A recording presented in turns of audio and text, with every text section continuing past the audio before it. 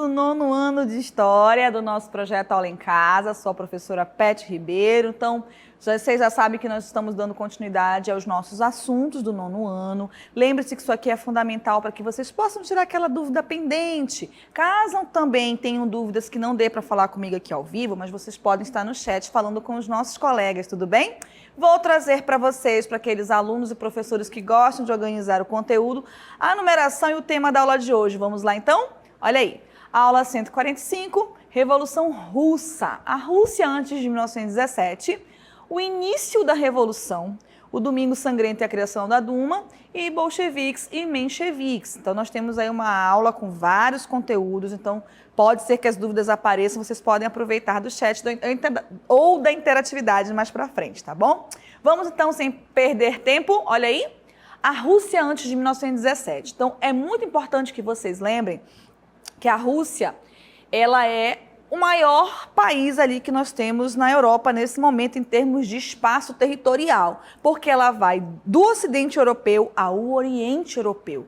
Então vocês já sabem, devem imaginar que quanto muito grande um território, isso pode também ser um problema justamente do ponto de vista de administrar esse território. Então como é que era a Rússia antes de 17? Porque eu já sei, professora, que 17 é o ano da Revolução. Mas o que acontecia antes para causar essa revolução? Olha aí os pontos que nós trouxemos para vocês. Vejam só, nós temos uma sociedade agrária.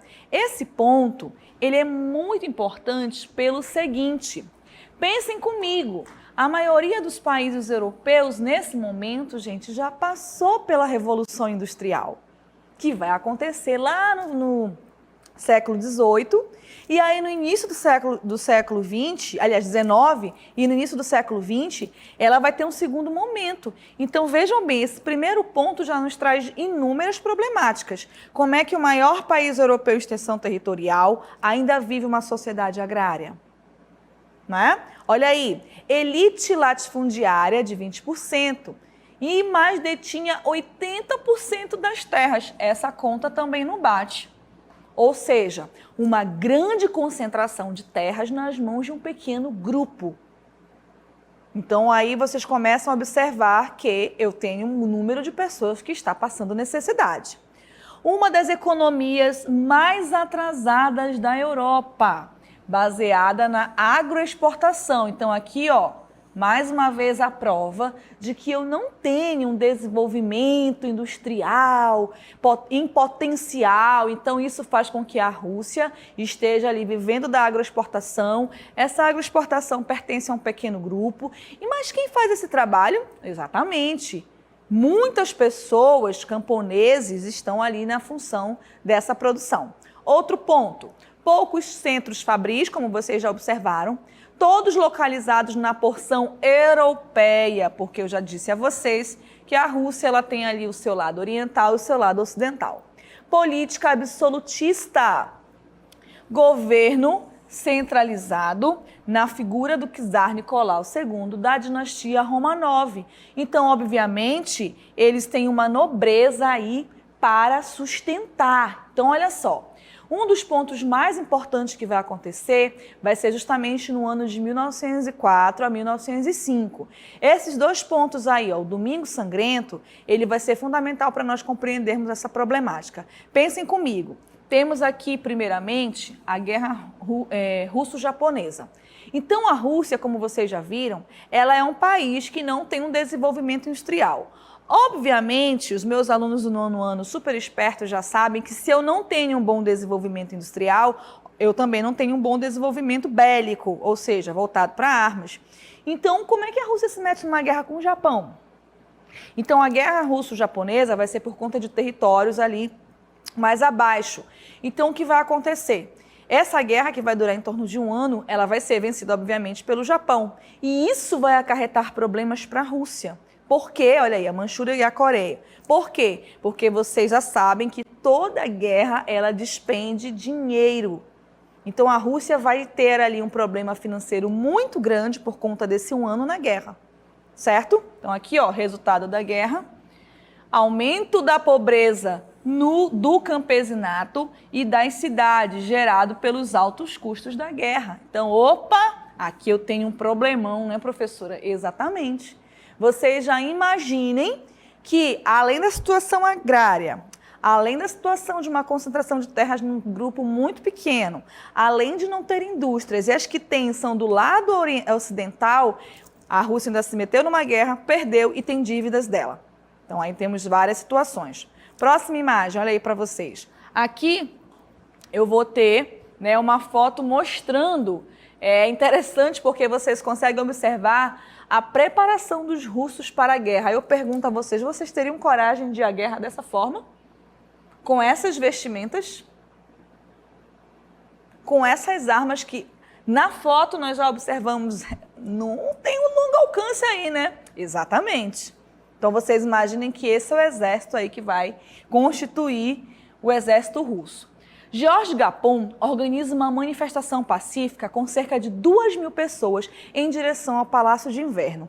Esse momento ele é muito crucial, que nós chamamos de Domingo Sangrento. Por quê? Isso era 9 de janeiro do ano de 1905. Georges Gapon, na verdade, ele era um religioso, gente. O que ele percebeu? Ele só queria... Ele sabia que a família real estava ali no Palácio de Inverno. Era inverno, então assim... tudo muito branquinho da neve, como vocês já sabem que acontece na Rússia nesse momento. E o que vai acontecer? A ideia era apenas ir à porta do palácio, questionar direitos à população. Era um movimento pacífico, eles não levaram armas, na verdade eles levaram grandes cartazes, reivindicando melhores condições salariais, melhor distribuição de renda e uma organização agrária, uma reforma agrária. E aí eles foram tratados de uma maneira que causou um impacto muito grande na vida do Nicolau II, que ele nunca mais conseguiu reverter. E daí, de 1905 para 1917, as coisas foram acontecendo mais rapidamente. Então, nós chamamos esse momento de Domingo Sangrento. Ele tem uma imagem para vocês aí, só para vocês terem noção de como é essa cena. Então, aqui ó, temos uma retratação, temos a guarda, temos o Palácio de Inverno e aqui a população, né? Que, aliás, 22 de janeiro, tá, gente? Perdão, corrigindo. Então, em 22 de janeiro, eles vão sofrer esse massacre. Ou seja, deliberadamente, professora, deliberadamente. Essas pessoas vão apenas aí ser atingidas, tá? Então, é isso que vai acontecer. Bom, vamos lá. Nós temos aí a presença dos representantes do povo no governo.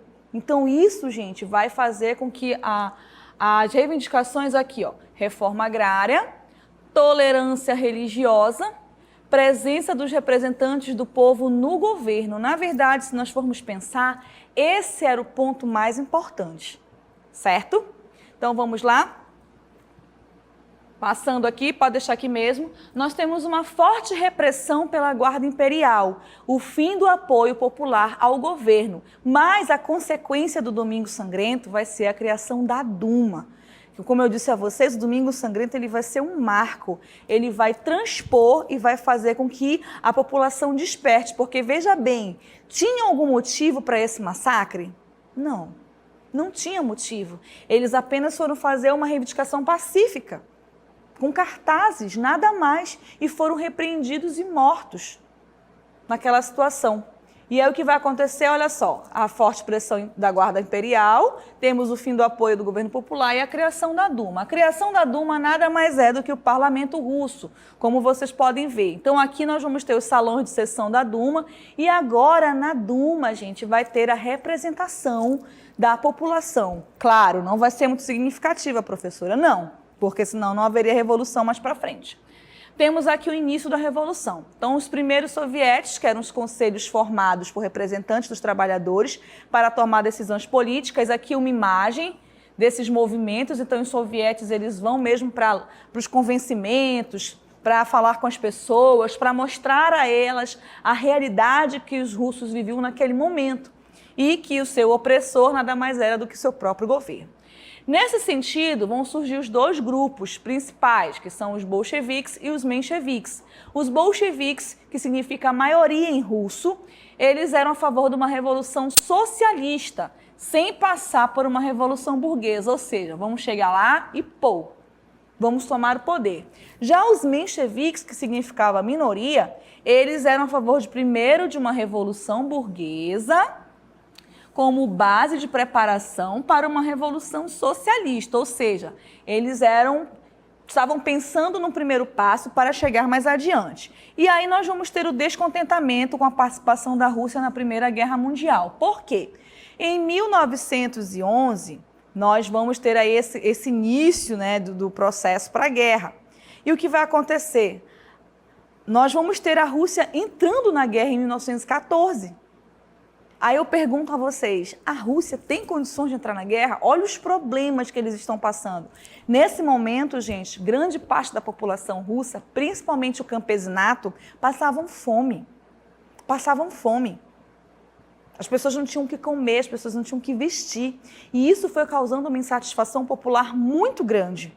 Então, um dos motivos de bolcheviques e mencheviques começarem a fazer suas organizações, começarem a questionar o governo, era justamente retire a Rússia da guerra. Vocês sabem que a guerra vai terminar em 18, a Primeira Guerra Mundial. Então, a Revolução acontece em 17. Então, isso não é coincidência, é consequência. Consequência do fato da Rússia ter entrado na guerra. E aí, nós já não temos dinheiro. As nossas indústrias são mínimas apenas para um pequeno grupo. A nossa economia é agrária. Temos um campão, mas não temos máquinas para agilizar a produção. E aí nós vamos ter, em consequência disso, a Revolução Menchevique. Olha aí. Também chamada de Revolução Branca ou Revolução Burguesa, que vai ser justamente, olha aí, esse momento. Então, essa revolução, ela vai acontecer em fevereiro, tá bom? De 1917. Nós temos aí 2 momentos, fevereiro. Então, nós vamos ter essa primeira revolução que vai acontecer em fevereiro e justamente ela vai ser a Revolução Burguesa, a Revolução Menchevique, aquela que dizia, não, a gente não pode chegar chutando a porta, não, a gente tem que ir degrau por degrau. O líder dessa revolução, olha quem era, Alexander Kerensky. Então, ele ali é que vai fazer essa intervenção. O que acontece nessa primeira revolução, professora? O czar Nicolau II e toda a sua família é retirado do poder ali. Mesmo ele tendo feito a Duma, mesmo ele tendo dado ali uma pequena abertura política, ter permitido ali o avanço dos sovietes, mas ele vai ali ter a sua retirada do poder, que vai ser justamente, olha a próxima imagem aí para vocês, a queda do governo de Nicolau II, isso em fevereiro de 17. Certo? Então, quais são os pontos da Revolução Menchevique? Estão aqui, olha só. Início da República da Duma, ou seja, vamos agora governar. Ela tem um caráter burguês, ou seja, eu tenho pessoas que propriamente não estão interessadas em favorecer o campesinato, mas em favorecer o seu grupo. Mantém a Rússia na Primeira Guerra. Aqui, gente, é que vai morar o problema.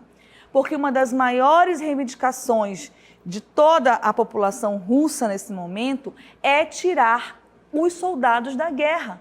E eles vão mantê-los. Então, nós vamos ter, olha outro ponto, descontentamento popular. Então, os bolcheviques agora vão estar unidos ao povo para realizar uma futura transformação.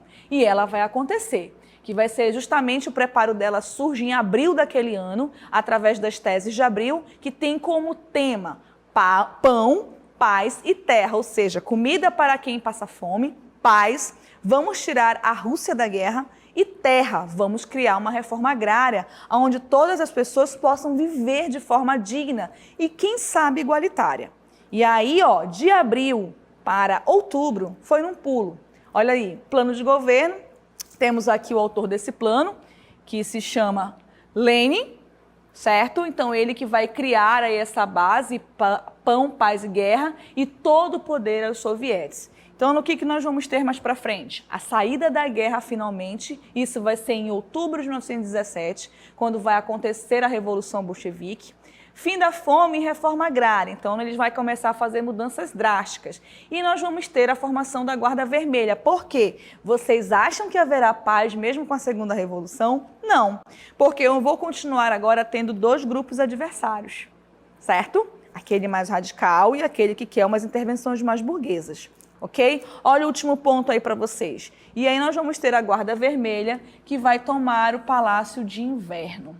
Ok? Em julho de 1918, dando fim a qualquer resquício da daquele momento de apogeu imperial, a família Romanov vai ser fuzilada. E aí eu vou ter Lênin também no comando da Rússia e o fim da República de Duma. Aí vocês vão me dizer, tá, e o resto, professor? Agora eu fiquei curiosa com o governo de Lênin. Se acalmem, que a história ela é contínua. Então, no próximo momento nós vamos falar sobre isso, tudo bem? Agora eu vou chamar a nossa DLI.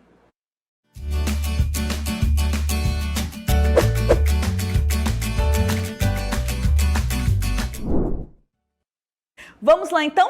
Olha aí, escreva um pequeno texto mostrando como estava a Rússia antes da Revolução de 17.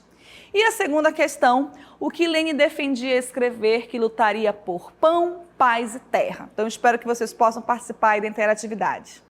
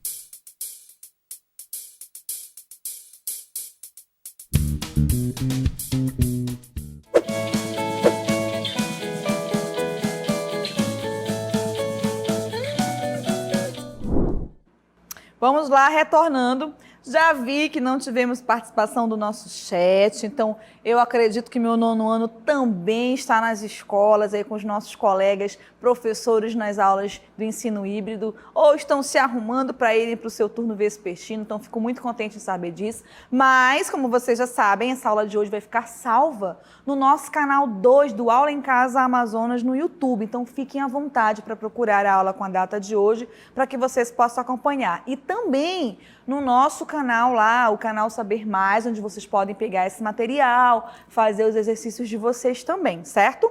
Então vamos à correção? Olha só, escreva um pequeno texto mostrando como estava a Rússia antes da Revolução. Então, a resposta é pessoal, mas eu trouxe para vocês aí uns lembretes. Então, as condições de vida da maior parte dos camponeses eram péssimas. Em geral, eles habitavam moradia precária e sem ventilação. Nas aldeias, raramente havia escola. Gente, isso era um problema seríssimo na Rússia até 17. A questão da educação. Existem alguns dados que afirmam que em torno de quase 80% da população era analfabeta. Como é que uma população analfabeta pode constituir desenvolvimento científico, tecnológico? Então a educação, ela está ali, ó, casadinha, apaixonadinha pelo desenvolvimento. Vamos continuar? No plantio e na colheita eram usados instrumentos agrícolas antigos. Como é que vai desenvolver técnicas, não é? Olha aí o arado lá da Idade Média. De madeira e a foice. Nas cidades a vida não era muito diferente do campo. Então nós temos aí inúmeras situações, ok? A segunda diz o seguinte, olha só. O que Lenin defendia ao escrever que lutaria por pão, paz e terra. Aí nós fomos lá para 1917. Olha o que ele dizia, então, já sabem que é resposta pessoal, mas eu também trouxe uma base para vocês. Importante lembrar que na frase de Lenin, que refere-se ao momento em que viviam, o processo revolucionário de fevereiro de 17, por que fevereiro, professora? Porque teve a primeira revolução de fevereiro, que era menchevique, lembram? Liderada por Alexander Kerensky. E aí, qual era o principal ponto em comum entre os bolcheviques e mencheviques? Tirar a Rússia da guerra. E os mencheviques não tiraram. Quando foi em abril, Lenin disse, calma, vamos reorganizar isso. Aí ele fala aí, pão, paz e terra. Vamos continuar a leitura? Ele expõe a ideia de que a população precisava de alimento, retirar a Rússia da guerra e uma reforma agrária. Então, como vocês podem ver, gente, as questões políticas, sociais e econômicas, elas sempre constituíram a nossa história. E, infelizmente, elas sempre vêm se repetindo. Então, é por isso que a gente diz, a mãe diz, estuda, menino, estuda. Por quê? Porque é através do estudo, da informação, que nós vamos começar a observar esses problemas e, como eu costumo dizer, os meus alunos aí do 8º, do 9º, eles não são o futuro, eles são o hoje. Então, quanto mais informações vocês adquirirem, mais transformações nós vamos realizar rapidamente, tá bom? Queridos, foi um prazer, meus colegas presenciais aí no chat, muito obrigada. Até a próxima, Ensino Fundamental!